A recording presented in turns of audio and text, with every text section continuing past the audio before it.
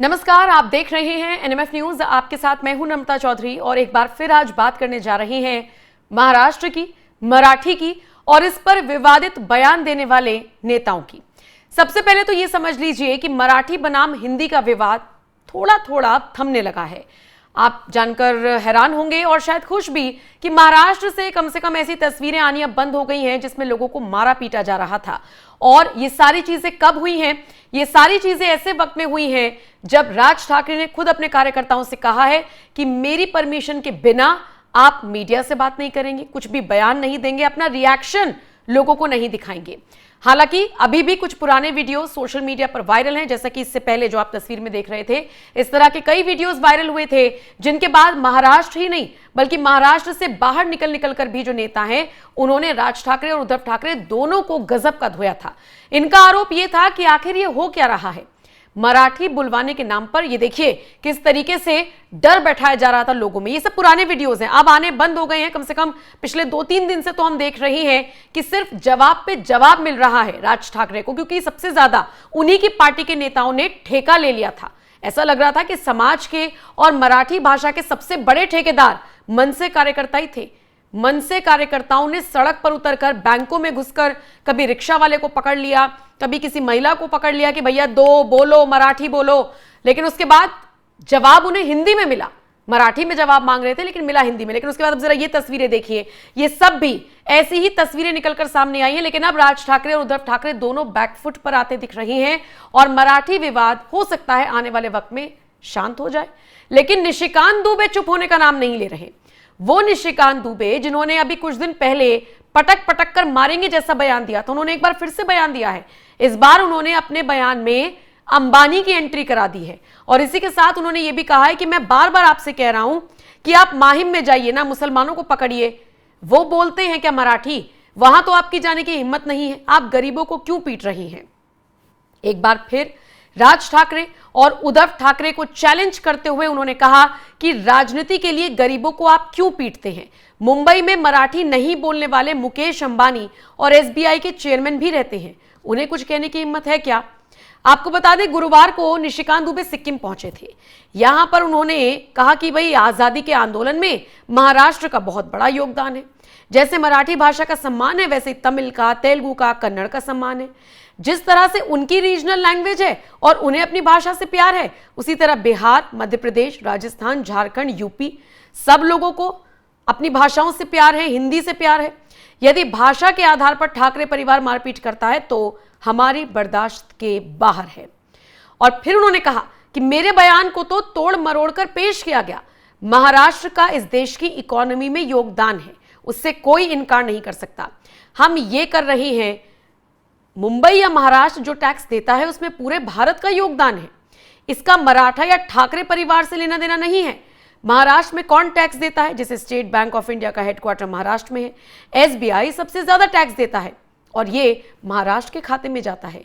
इसी तरीके से उन्होंने कहा कि यहां पर अंबानी भी रहते हैं, मुकेश अंबानी यहीं रहते हैं, मराठी बहुत कम बोलते हैं। अगर हिम्मत है तो उनके पास जाओ, आप गरीबों को क्यों पीटते हो? माहिम में मुस्लिम आबादी ज्यादा है, वो भी मराठी नहीं बोलते, हिम्मत है तो वहां जाओ। इसी तरीके से उन्होंने कहा कि अगर आप इन राज्यों में जाओगे तो वो भी आपको पटक पटक कर मारेंगे। मैं अपनी बात को फिर से दोहरा रहा हूं।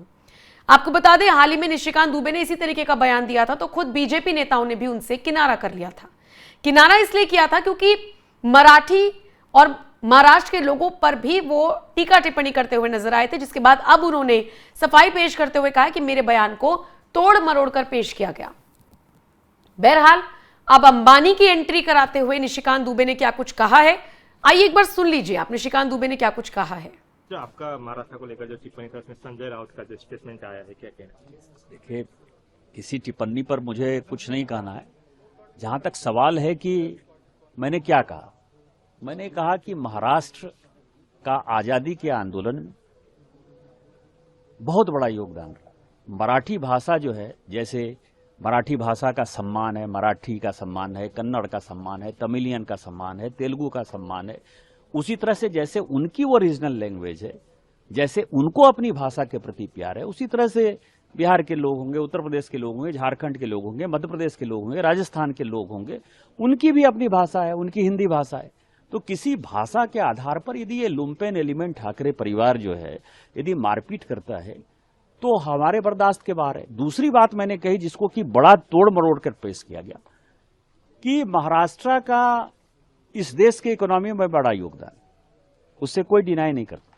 हमारी बातों को जो है गलत ढंग से लोगों ने समझा, लेकिन हम ये कह रहे हैं कि मुंबई जो है या महाराष्ट्र जो टैक्स पे करता है उस टैक्स पेयर के मनी में हमारा भी योगदान है। इसका ठाकरे परिवार से लेना देना नहीं है, इसका मराठा से लेना देना नहीं है। इसका यह है जैसे कौन टैक्स पे करता है, state bank of India tax पे करती है क्योंकि उसका हेडक्वार्टर वहां है। तो स्टेट बैंक ऑफ इंडिया में जहां मैं सिक्किम में खड़ा हूं तो सिक्किम के लोग भी तो स्टेट बैंक ऑफ इंडिया में पैसा देते हैं, इनका पैसा भी तो वहां जमा है ना। लेकिन उसका टैक्स का पैसा यदि मिलता है तो वो महाराष्ट्र के खाते में जाता है। LIC है, इतनी बड़ी इंश्योरेंस एजेंसी है, उसका हेडक्वार्टर कहां है। दूसरी बात यह है कि आप जो है गरीबों को मारपीट करते हो।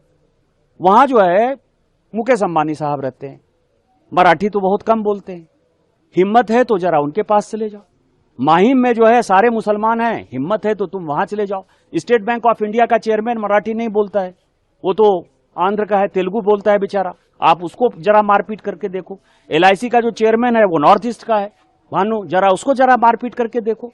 मेरा ये कहना है कि जो गरीब आदमी है, जो कमाने खाने गया है और जिसका कि महाराष्ट्र के इकोनॉमी में योगदान है, जितने बड़े इंडस्ट्री हैं, यदि टाटा हुआ तो टाटा बिहार में ही सबसे पहले इंडस्ट्री लगाया। यही तो मैंने कहा, इसमें कौन सी बड़ी बात करी। और मेरा यह मानना है यदि इस तरह के, और मैं अपनी बात नहीं करता कारण मैं सांसद हूं, मुझे पता है कि मुझे क्या काम करना है, लेकिन यदि आप ठाकरे परिवार, राज ठाकरे और उद्धव ठाकरे को यदि लगता है कि डरा के धमका के राजस्थानी को, मध्य प्रदेश के लोगों को, उड़ीसा के लोगों के, बंगाल के लोगों को, पहले तमिलनाडु के खिलाफ आपको पता है कि माहौल बनाया, गुजरात के लोगों के खिलाफ माहौल बनाया, यदि ये माहौल बनाकर यदि आप राजनीति करना चाहोगे तो राजनीति नहीं होगी। और जब आप इन राज्यों में जाओगे, चाहे आप तमिलनाडु में जाओगे, चाहे आप केरल में जाओगे, चाहे आप कर्नाटक में जाओगे, तो वो सब भी जो है आपको पटक पटक के मारेंगे। मैंने ये बात कही और मैं अपनी बात फिर से दोहरा रहा हूं। तो अपनी बात को फिर से दोहरा रहा हूं, अगर आप दूसरे राज्यों में जाओगे तो वहां पर आपको पटक पटक कर ही मारेंगे, ये कहते हुए नजर आए हैं निशिकांत दुबे। और ऐसे वक्त में कहते हुए नजर आए हैं जब उनके पहले वाले बयान का भी लगातार विरोध हो रहा था। दरअसल आशीष शेलार हो, चाहे जो फडणवीस के मंत्री हैं, और चाहे खुद फडणवीस का रुख रहा हो, निशिकांत दुबे से बीजेपी के बड़े बड़े नेताओं ने इसलिए किनारा किया क्योंकि उनका बयान कुछ उस तरीके का था और शायद इसीलिए वो ये सफाई देते हुए नजर आए कि मेरे बयान को तोड़ मरोड़ कर पेश किया गया। लेकिन आपको समझना होगा कि इस देश में, इस देश के विकास में हर राज्य का योगदान है, हर राज्य के लोगों का योगदान है, हर भाषा बोलने वाले का योगदान है। इसीलिए किसी एक को ऊपर रखना और दूसरे को नीचा दिखाना कतई भी बर्दाश्त नहीं किया जाएगा। फिलहाल निशिकांत दुबे ने जिस तरीके से ये बयान दिया, इसे लेकर अब आपकी क्या राय है, कमेंट करके अपनी राय जरूर दें।